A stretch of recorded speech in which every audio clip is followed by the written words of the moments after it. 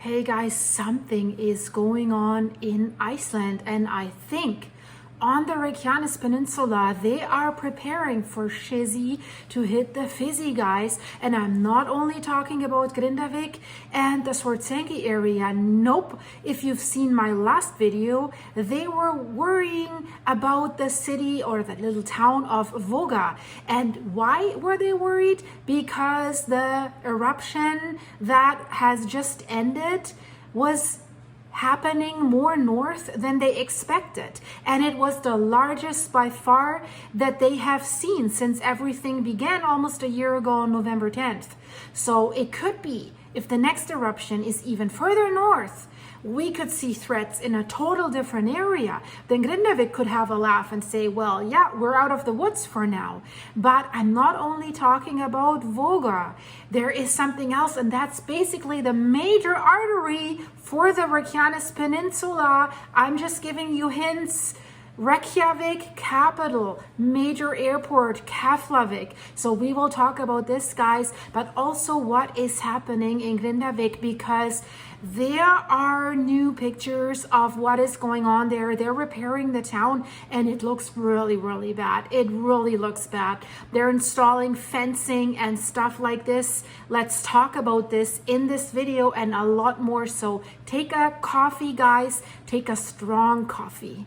Okay, let's start. So they are installing 7 kilometers of fencing inside of Grindavik. They're filling cracks, all the fissures, the sinkholes that have opened everywhere on the main roads, in front of sports centers, indoor soccer halls, public buildings, in private yards, on private driveways, in front of homes. So they're filling this in, but they're also fencing off areas that are still dangerous. They are serious about this. They want to open up the town despite the magma chamber refilling. Watch my video that I've just released. There are 3 potential scenarios where we could see the eruption. And the Icelandic Met Office says all 3 of them have the same likelihood of happening. And one of them is also south at Grindavik. So Grindavik's not out of the woods yet, but that volcano, it's kind of saying, hold my beer, I'm adding new risk levels each time. So now they're really under stress what to do. Should they build more defense walls, or should we do even something more drastic? And they're discussing this now, and I will tell you about this in this video. But let's get back, my tongue. Let's get back to Grindavik. We start with this. So in August, the Icelandic government has approved a proposal that has been done by the Grindavik committee, that they would start construction in the town for almost 500 million kronas, including like filling the cracks, fencing off dangerous areas. That is very, very costly. And what they also have to do, they have to repair the streets, they have to repair smaller roads, and they also have to repair major infrastructure that has been damaged, like the hot and cold water, underground pipes, electricity, and stuff like this. And the winter's coming. It's already getting very cold in Grindavik, right? So if they want to open the town back up or preserve these homes, they need to heat them. So heat had partly been restored, but probably through the last month of repeated earthquakes, more damage or new damage has occurred, right? They have been working there like Fraggle Rock to repair. And then the volcano said, oh, nice that you're done here. Let's send the next eruption, right? So a lot of fence work around dangerous cracks, because before, the police chief of Sodorns and the civil defense has said, do not let your kids play in the town. It's very, very dangerous. Do not let them run on grass fields and stuff like this, because sinkholes might open, but also dangerous cracks are already open. And let's not forget the poor soul that was lost in January, a worker that was trying to fill a crack in front of a house. He fell in there and he vanished. So there must be some underground tunnels and connections, because they found a very deep lake down there.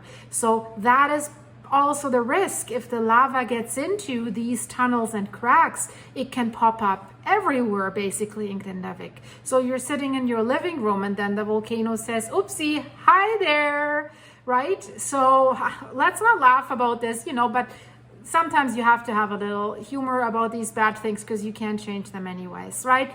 So a total of 7 kilometers of fences will be installed all over Grindavik, and it was possible. They have started construction last week already, despite the fact that, you know, they just were done with an eruption, right? And now the magma chamber is filling up again. So very, very likely that the next one is coming. So what they're saying is, what the government is saying and what also the Grindavik Towns Committee is saying basically is, if we can talk about a good place for an eruption, the last eruption came up in the best place for us and did not threaten the infrastructure. And that is true. Schwarzenegger hasn't been threatened. Just a little field of bombs and mines or whatever, like an abandoned US military site where obviously there's still bombs buried and stuff like this. So we haven't heard if anything went off. But again, if there's another eruption further north or in the same area, that could also happen, right? So the town council of Grindavik is determined. They want the town open to the public as soon as possible, and they want the closing posts removed that are on the 3 roads that basically give the main entry to the town and exit. So no tourists or anything, but they want to open up the town, and I bet you a lot of tourists will come.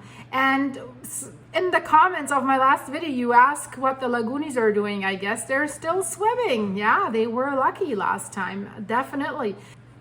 But let's talk about some other infrastructure. And if you see the headline that the RUV newspaper / television station has released just right now, it's no detour on the Reykjanes Peninsula possible, you have to add, that could divert traffic. Well, why would you need to divert traffic and where? So we're talking about Reykjanes. That's the major highway, the major artery that connects basically the capital of Reykjavik with the major airport of Keflavik. It goes along the coast, and you're also taking that road if you want to take a turn to get to like the Blue Lagoon or Grindavik, right? But this is a major road. This is not a 1-lane road. This is a multi-lane highway, so to speak, and they only have one. Well, why would they need a second one? So why are they worried about this? And I look at the map again, look where Vogur is, and look where you see the lava carpet of the last eruption, the gray areas. So if the next eruption is further north, we could see maybe lava flows over Reykjanes. Is that why they're worried? Or could we see lava flows from other eruptions and other areas flow down to Reykjanes? So it's serious. This is really real, guys. The road administration is examining the construction of bypasses via Reykjanes in case it should be closed due to lava flows or earth disturbances. What are earth disturbances? Like cracks, fissures, something like this?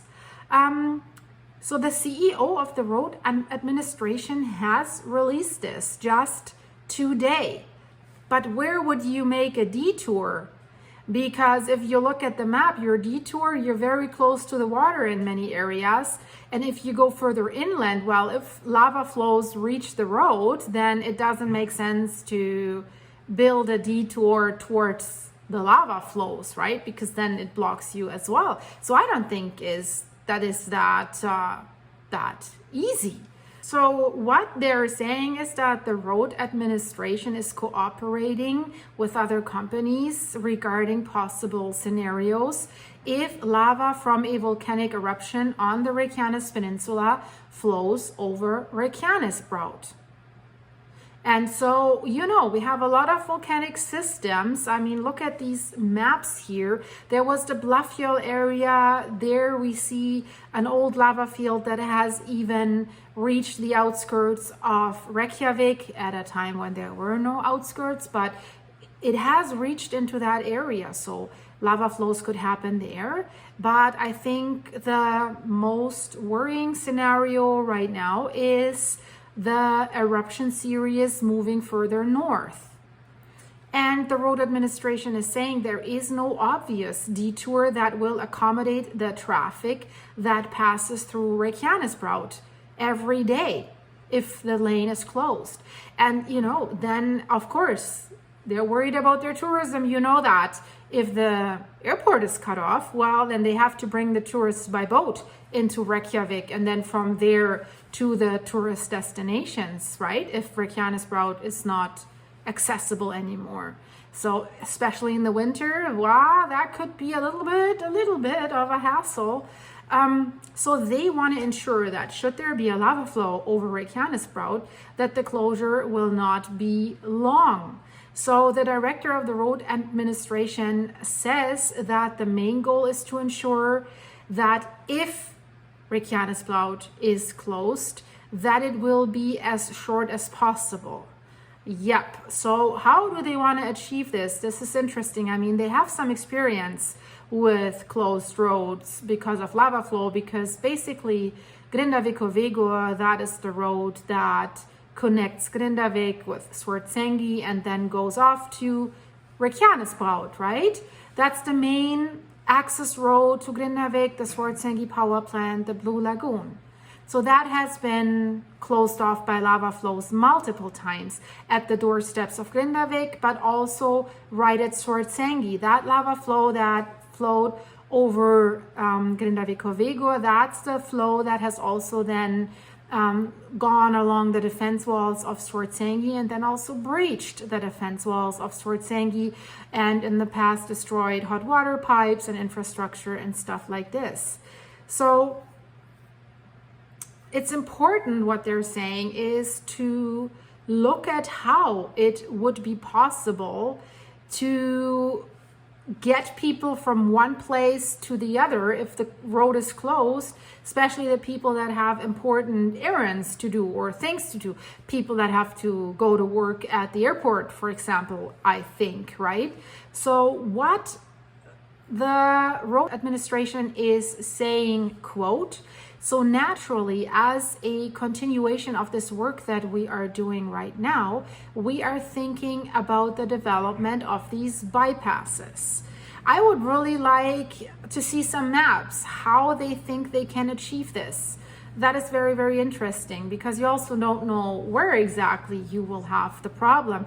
So the road administration has also increased their emphasis on winter service, on marked detours in Reykjanes to keep these routes open. So that tells you Shizzy could hit the fizzy, right? I mean, they're expecting something, maybe not in the same area where we have seen the past eruptions. And they also expect that the next eruption could even be stronger than the last eruption. And the last eruption has sent out a lot of magma, right? Over 61 million cubic meters. And if you look at the lava carpet, it's a big, big lava carpet. It has spread very far. So I think the threat is real and they're reacting to it, right? They're trying to prepare, especially in the winter. It is a problem. But they're also saying they have been doing this, preparing the roads, keep the roads open, keep the roads maintained. They have been doing this all the time while these earthquakes on the Reykjanes Peninsula have been happening. And that is basically since November 10th, 2023. So almost 1 year now that the volcano keeps rumbling, right? in regular intervals, like once a month. Now the intervals are getting longer, once every 6 weeks, something like that.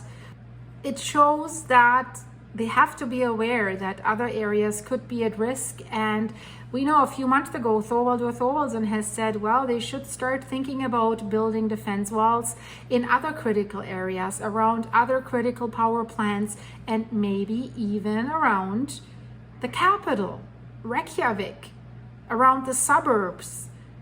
Some even recommended, like, build your own defense wall in your garden, so to speak. I don't know if that's so feasible, but build some of like kind of fencing that could hold off the lava from your house, right? Because we know in January 3 houses burned down from lava flows in Grindavik.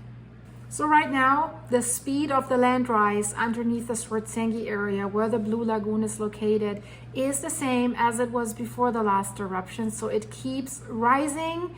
So we will have to wait and see how much magma will accumulate in the magma chamber this time before we see the next eruption. I mean, here, if you look at the graph here, the red line with the circle at the end, this is where we are right now.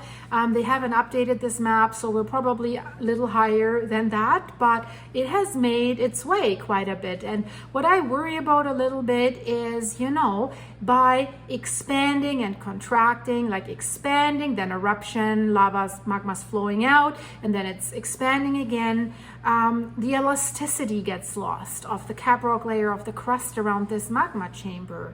And I've just reported this if you've seen my last Campifligre video. In the 1980s, there has been a magma intrusion. So magma has been trying to reach its way to the top, but the caprock layer basically has kept a lid on it. So there were these bradyseismic activities, like land is rising, then it's subsiding, it's rising, it's subsiding. But it's losing the elasticity, and the caprock layer there only has a third of its strength left since these events. And now we have another land rise in Campifligre. And I check out my video about this. They said basically the breaking point is reached. It's reacting non-elastic anymore. So if you have this, I don't have it with me right now, a rubber band, and you pull it and you stretch it and you do this with it, right? At some point it loses the elasticity. And that's when fissure and cracks in the caprock layer can open, make it an easy way for magma to reach the surface and sneak through there. So just hypothetical, just throwing this out there, that magma chamber is right underneath Svartsengi, and we know who's on top of this. If that rock layer, if that crust gets brittle and it starts cracking, and the magma from this magma chamber is leaking into these cracks, it could reach the surface, theoretically, right? I'm not saying that we're there yet. But this is something that I'm always thinking about when I report about Campifligre, because it's the magma chamber is at a similar depth like the magma chamber that we have here in Iceland. So it is worrying to me, definitely. So I'll stay on the pulse of this for you. So leave this video a like, guys, and become a member of the channel. If you go to my channel page, the member videos show up first, so scroll through them. And if you think that gives you any value and you want to see some behind the scenes of me and my farm and Rudi and all the other guys, then become a member. I would love to see you there. Join me there. And thank you so much for the coffees you keep buying me, guys. It's very, very much appreciated. The coffee keeps me going, and you know, it's that time of the year again. Hay purchases for the farm. So I really used that money last year to support the animals with the coffee money. So I'm very grateful for that, because that kept us going. So thank you very much, guys, for those of you who have been here on this channel for such a long time. Thanks for keeping up with me. It's really appreciated, and I love to see your comments every day. And Wendell, where are you? I'm worried. So, and Teddy, get ready, right? There's more to come. To all of you, Carry your bag. I hope you're having a great time on the boat. I hope to see you here very, very soon. And to all my members, thank you so much for supporting this channel, and to everyone just for watching. And I just can't thank you enough. You are making this channel possible. And now I will be silent and let you go until the next one. Thank you guys. Bye-bye.